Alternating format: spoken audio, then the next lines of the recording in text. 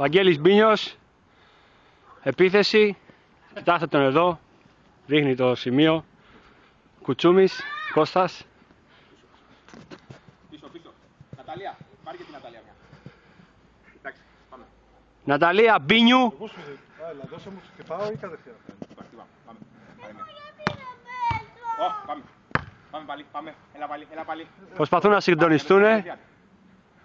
Βαγγέλης Μπίνιος. Κοντά. Το βλέπω να κουράζεται πρώτα πριν κάνει επίθεση αυτός. Έλα ρε. Πάλι. Το στυλ υπάρχει. Λείπει λίγο η δύναμη. Έχει βάλει και το φουλάρι στον ώμο. Τι θέλεις Ναταλία μου? Θα παίξεις να μεγαλώσεις. Πάμε. Έλα. Μην πας αυτή ρε Κώστα. Δεν τη δίνεις σωστά ρε μαλάκα. Δεν τη δίνω σωστά. Παίξε. Κοίτα. Κάνεις να πάω πίσω ρε. Μην πας αυτή ρε.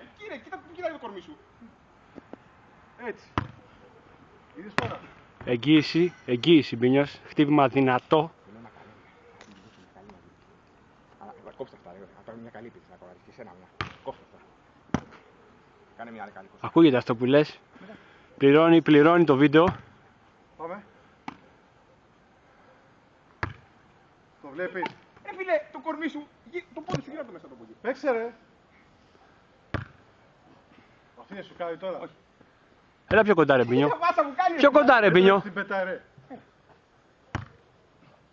Α, πλάκα μου κάνεις τώρα. Φανταστείτε πως κάνουμε στο παιχνίδι. Αφού δεν μπορούμε να βρεθούμε εδώ στην μπάλα. Τα καλή. Παύση. Ναι. Καλά. Βαγγέλης Μπίνιο. Όπο, πάλι. Ναταλία, κάνε μια άκρη. Έλα από εδώ φίλα να καθίσεις. Κάνε άμυνα. Βάλα. Πάμε πάλι. Το έχουμε.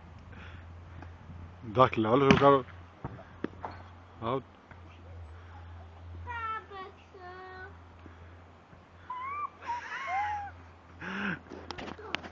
Κάτσε να κάνω κι εγώ μία, έλα. Το δύο από εκεί.